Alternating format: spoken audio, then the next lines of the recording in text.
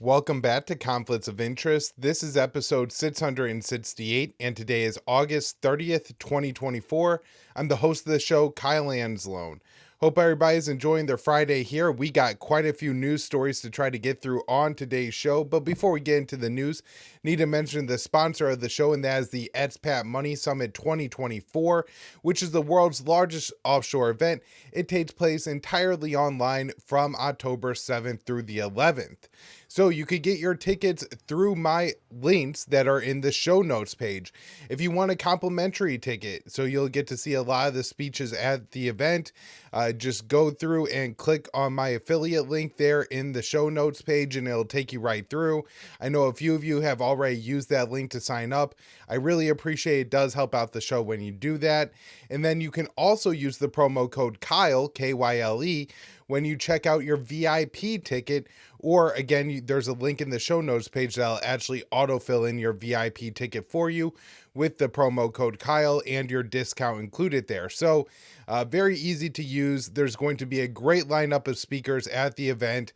Scott Horton, Ron Paul, Tom Woods are among the biggest name speakers. Some other speakers include myself, Dave DeCamp, and Hervoya Morik, who will be on a panel titled World War III, Is It a Genuine Concern or Just Fear-Mongering?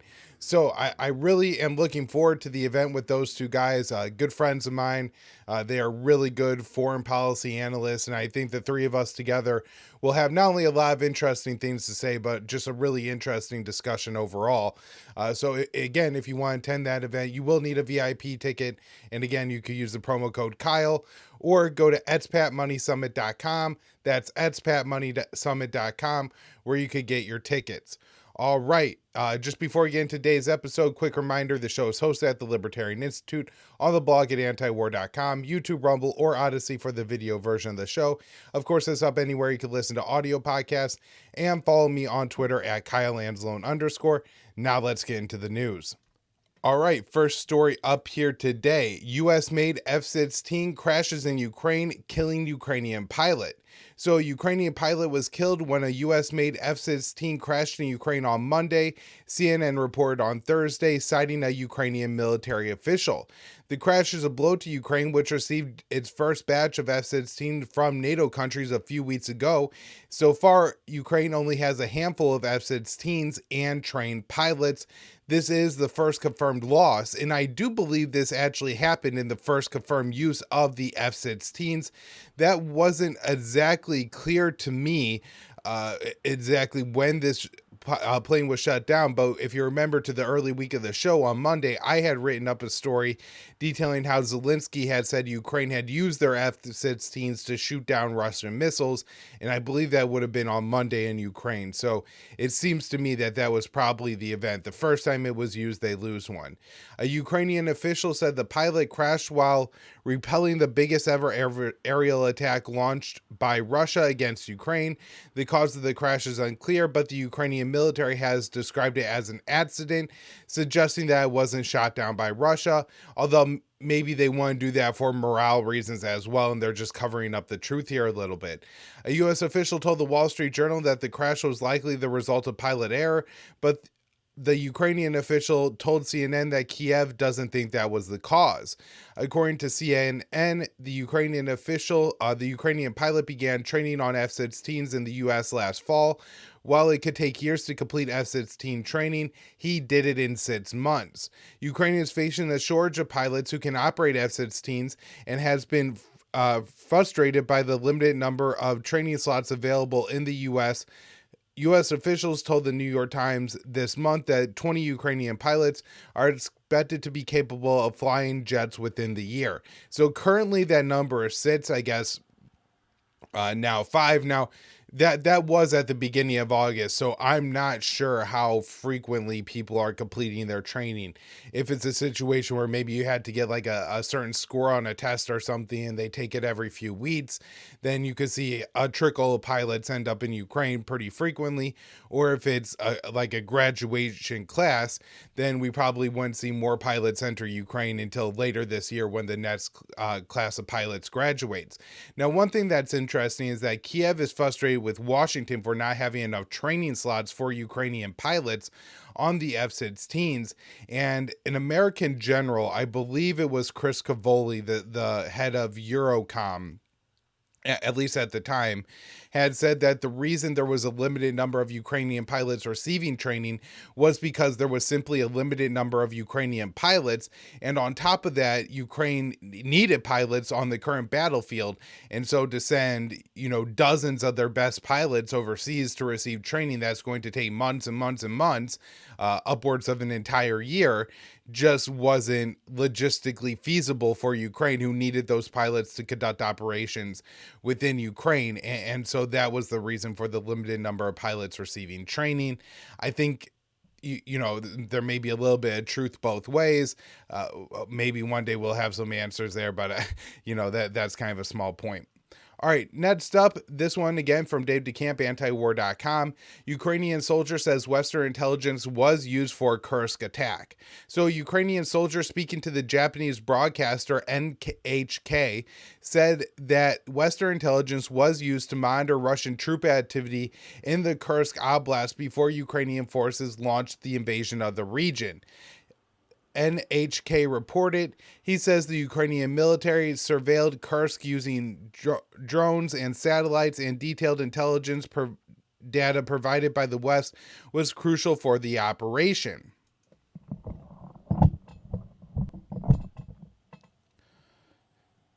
The U.S. has denied that it was involved in the planning of the invasion, but has offered strong support by allowing Ukrainian forces to use U.S.-provided armored vehicles, missiles, and bombs. Ukraine is now pushing hard for the U.S. to allow its weapons to be used for long-range strikes.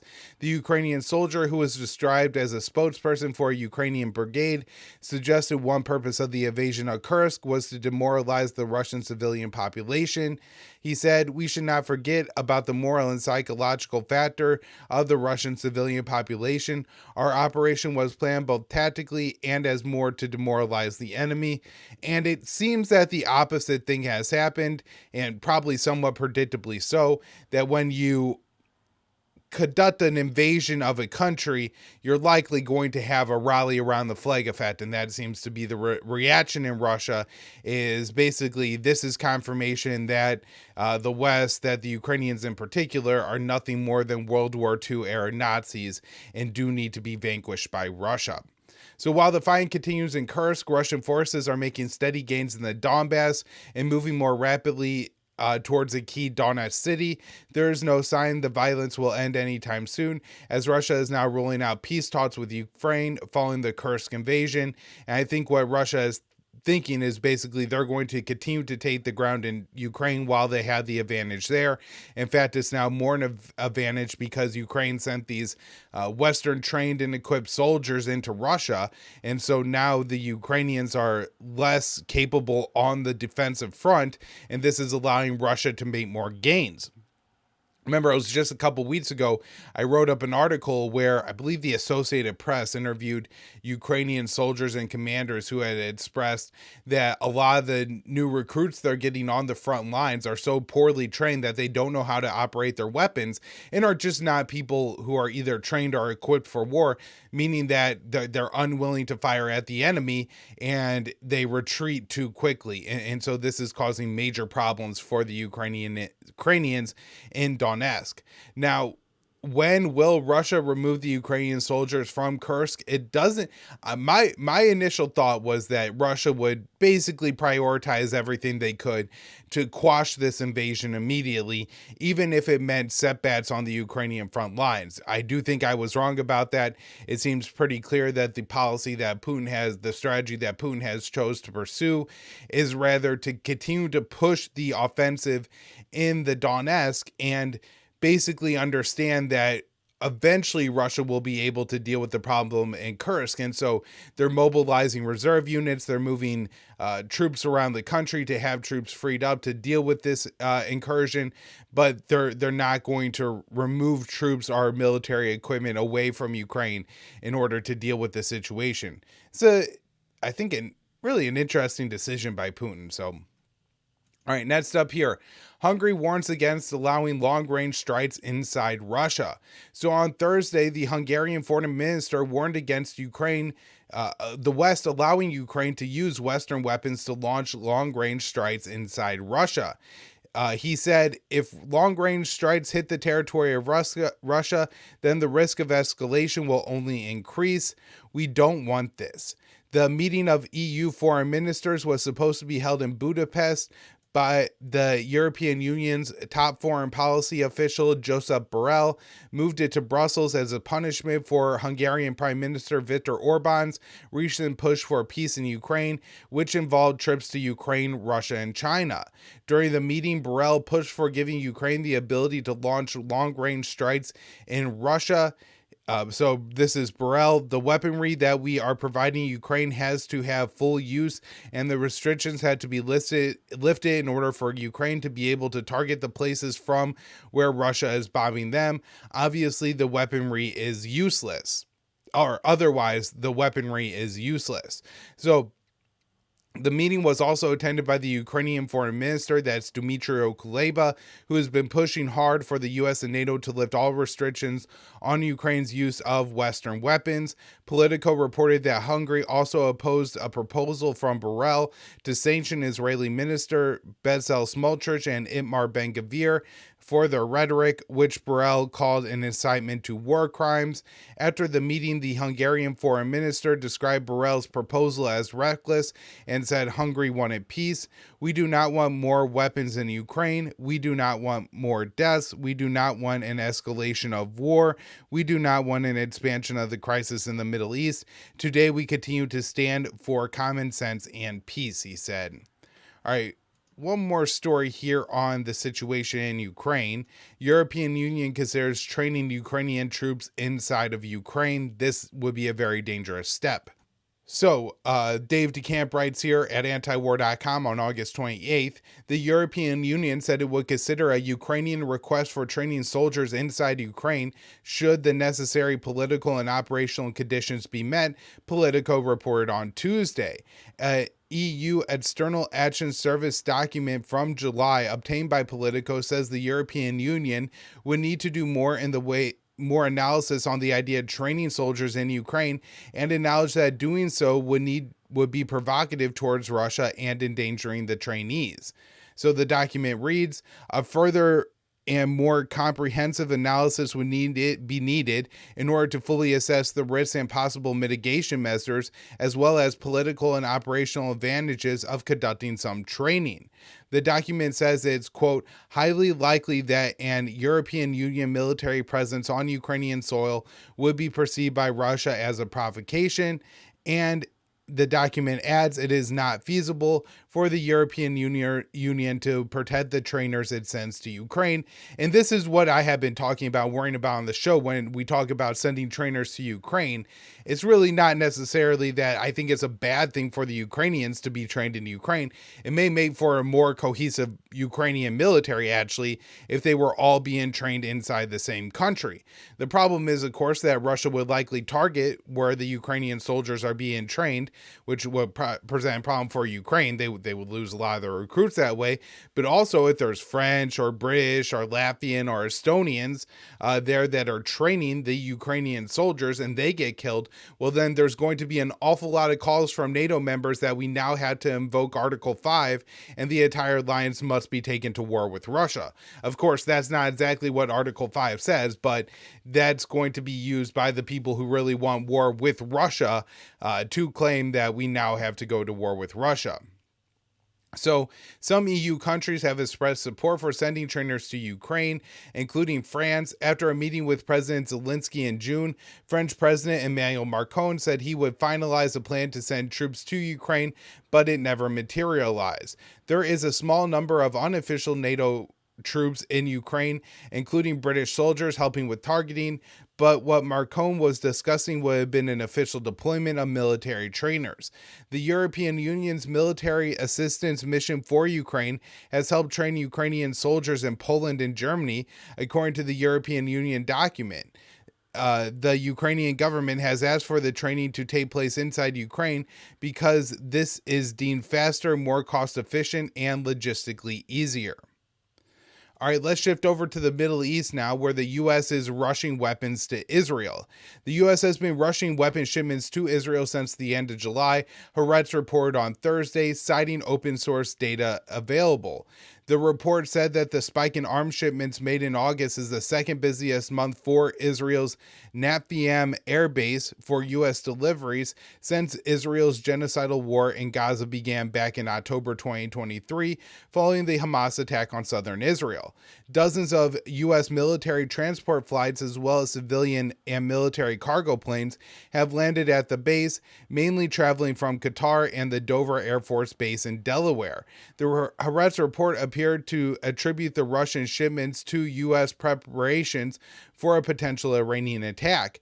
The U.S. has deployed additional fighter jets and warships to the region and is vowing to defend Israel from Iran's response to the Israeli assassination of Hamas's political chief Ismail Haniyeh on Iranian territory. Following a major exchange of fire between Israel and Hezbollah on Sunday, the U.S. is still expecting a reprisal attack from Iran. So let's talk about this and break down what's going on here, right?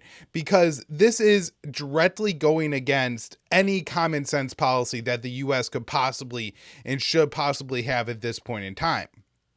So first of all, just given the situation that's going on in Gaza and the West Bank, the idea that we're rushing weapons to Israel is giving them a bright green. You know, you're turning up the amount of brightness of the green light that the U.S. is giving Israel to continue its slaughter in Gaza. It's no wonder why they've issued a rash of evacuation orders in the past couple of weeks and stepped up military raids in the West Bank, because the White House is telling them, yeah, do it. We're going to send you even more weapons. And so that is absolutely unbelievable. Now, I think this should really be taken notice here. So as far as I could tell, President Biden has completely given up on doing his job and is just spending his time sitting at the beach. And so you would assume Kamala Harris, who's on the campaign trail, but would have more say over U.S. policy now than at any time during the administration. And what does it say? That over the past month, since she's been the DNC nominee, that the U.S. has actually stepped up their support for Israel, not curtailed it. Maybe she'll even be more of a hawk against the Palestinians and pro-Israel than Biden is. I mean, you know, the thing about Kamala Harris, she really doesn't seem to believe anything. All she could do is make general statements. I think there's a pretty good reason why for the first 3.5 years of the Biden-Harris administration, Harris spent most of her time making public statements to children. And it's because those are the only people she could kind of talk to, because everybody else, when she's speaking, they just completely lose what she's saying, because there's absolutely no substance to anything. And so somebody like that has no real policies, no real convictions, could be moved to believe just about everything. And again, if we look at the U.S. policy over the past month, when you would assume Harris has more control than any time during the administration, it seems that this is getting even worse, the U.S. support for the genocide in Gaza, and now the increased campaign in the West Bank. Now, the second thing here is Iran hasn't done anything to Israel. Israel carried out an assassination of a political leader, of the Hamas leader of negotiations, inside Iran during a political event. This is something that Israel should be condemned for. And here the U.S. is lavishing Israel with weapons for carrying out this assassination. Honestly, Israeli Prime Minister Benjamin Netanyahu would be stupid if he didn't carry out another assassination, because it's just going to get him more weapons from the United States, more support for the United States. Really, the more he could ramp up the any kind of rhetoric or hostility from the axis of resistance towards Israel, it means Israel is going to be lavished with more and more weapons and money from the United States. It's absolutely insane, right? Where we should be wanting Netanyahu to try to turn down the rhetoric in the Middle East, to turn down the temperature. And what should have happened after the assassinations is somebody should have been dispatched from the White House to Netanyahu and informed him that not only will Israel not be receiving weapons, but that if they carry out any more assassinations, then the U.S. will not support them and deter the attack against them like they did in April after Israel bombed an Iranian consulate building in Damascus, Syria. So, the situation here is just the whole relationship with Israel is so perverse at this time. It's so backwards that it's honestly unbelievable. And again, here you had the Biden administration saying that, oh, we're pushing hard for a ceasefire. Kamala Harris is tirelessly working for a ceasefire. They're doing everything they can to get us this ceasefire.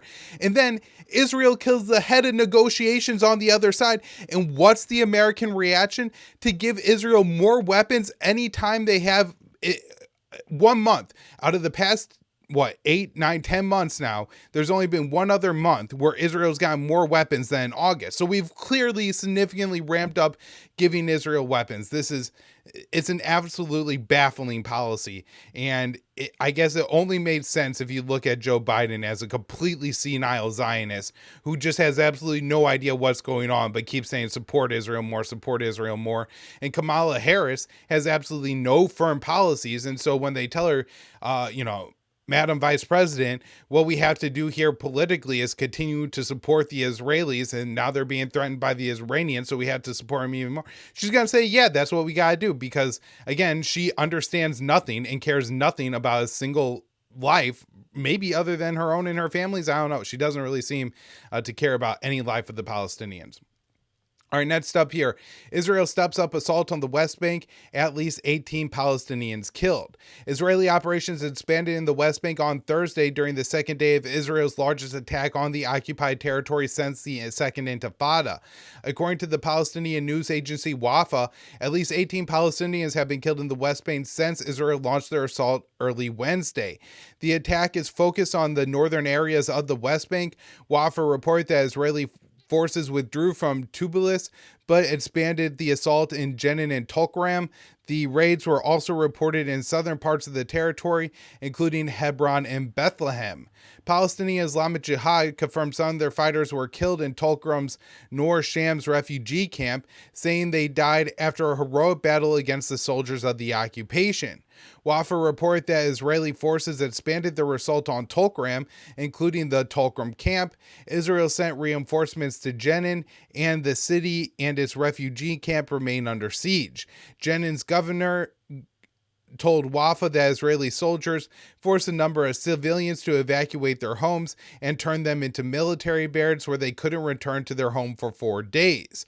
On Wednesday, after Israel launched the attack, the Israeli Foreign Minister, Israel Katz, said the West Bank must be dealt with the same way as Gaza and called for the evacuation of the Palestinians.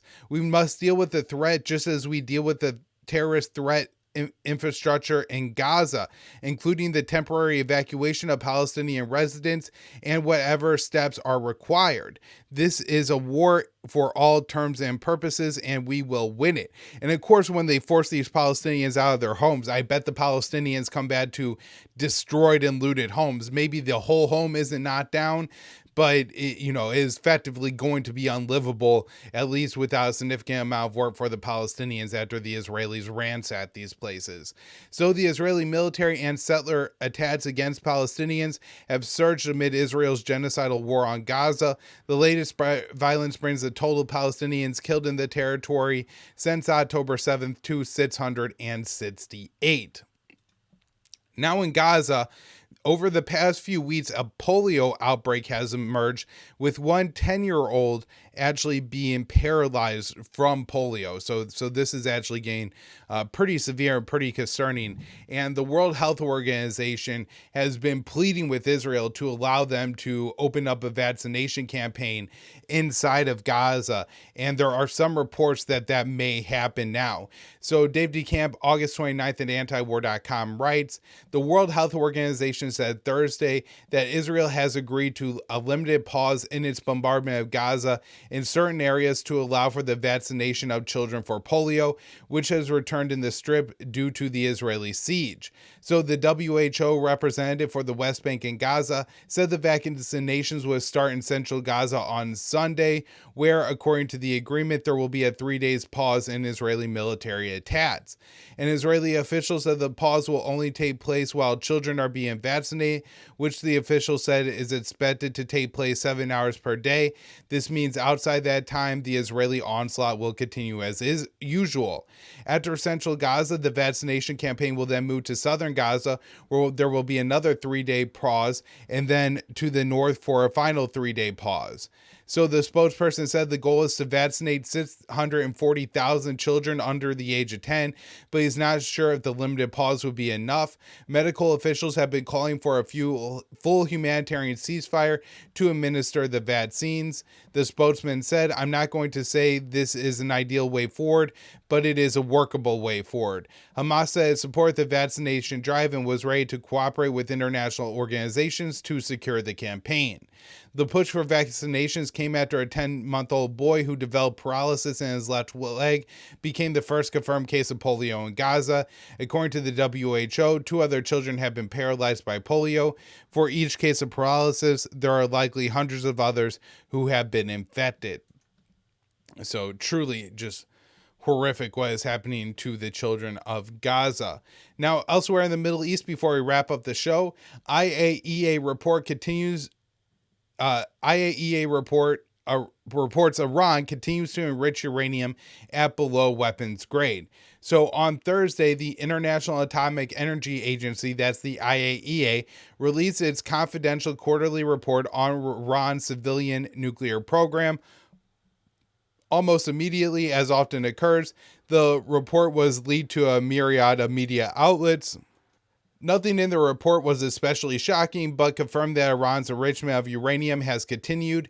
Absent a new deal, Iran is not meeting the myriad of IAEA demands. It offered cooperation far beyond that is expected of any other nation. The media coverage of the report centers on the fact that Iran's stockpile of 60% enriched uranium, the highest level of enrichment Iran has attempted, has grown to 164.7 kilograms.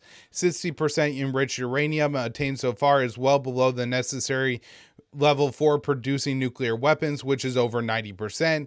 It is noteworthy that enrichment to even 60% is higher than would be allowed under the JCPOA nuclear deal. It is not coincidental that after the U.S. withdrawal unilaterally from the JCPOA, Iran began making reversible violations in an attempt to compel the remaining parties to negotiate a salvage agreement without the U.S. Instead, the U.S. has kept imposing new sanctions on Iran and threatened the European countries that if they don't go along with the sanctions, that they would face punishment from the U.S. as well. So the lack of diplomatic progress reflects the unwillingness of 3 European members of the deal to hold new talks. That's the UK, France, and Germany. This was complicated last month by the election of the new Iranian president, who has offered to have talks with the West. So, again, this is just all propaganda. Even the U.S. intelligence community doesn't believe Iran is trying to make nuclear weapons. I really do believe from Tehran's perspective, this is all about leverage against the Americans, to try to get them back into the deal and get some sanctions relief back. I'm not sure that that's going to work given the state of U.S. politics. It seems more likely that we would go to war with Iran under a Trump or Harris administration rather than make a deal with them. All right, last story up here today. Houthis agreed to allow tugboats to tow damaged oil tanker. So the Houthis have agreed to allow tugboats to reach the Suzan, a Greek-flagged oil tanker that's anchored in the Red Sea that was struck by a Houthi missile last week. The ship was disabled by the Houthi strike and is reportedly still on fire. A French destroyer rescued the 29-person crew of the ship in the aftermath of the attack, and they were taken to Djibouti. Iran's mission to the UN said Wednesday that the Houthis, officially known as Ansar Allah, agreed to let the tanker be towed after several requests. The Iranian mission said several countries have reached out to ask Ansar Allah, requesting a temporary truce for the entry of tugboats and rescue ships into the incident area. In consideration of the humanitarian and environmental concerns, Ansar Allah has consented to this request. A Houthi spokesperson denied the comments to Reuters that the group has agreed to a temporary truce. He said they only allowed the damaged tanker to be towed away. This could be just a rhetorical thing where the Houthis are just trying to be careful that, it's not a truce. They're just letting this one tanker be removed. So on Tuesday, the Pentagon said that the tanker could be leaking oil into the Red Sea and that the Houthis had threatened boats that tried to approach the vessels. The Houthis have continued their attacks on Israeli-linked shipping and other commercial shipping in the Red Sea, a campaign they launched in response to the Israeli genocidal war in Gaza. Back in January, the U.S. began bombing campaign against the Houthis, but it has only escalated the situation.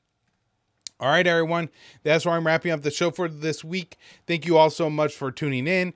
I do plan to be back with the show on Monday. I know it's Labor Day weekend, but I was just going to put out a show as normal. I don't really do anything special to celebrate Labor Day.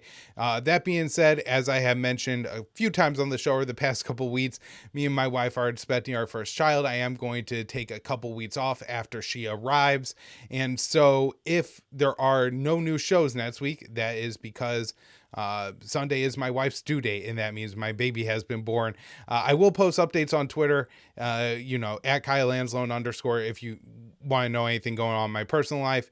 If not, the shows will return in 2 weeks, and just don't unsubscribe to anything, and we'll be back. All right, thanks everyone.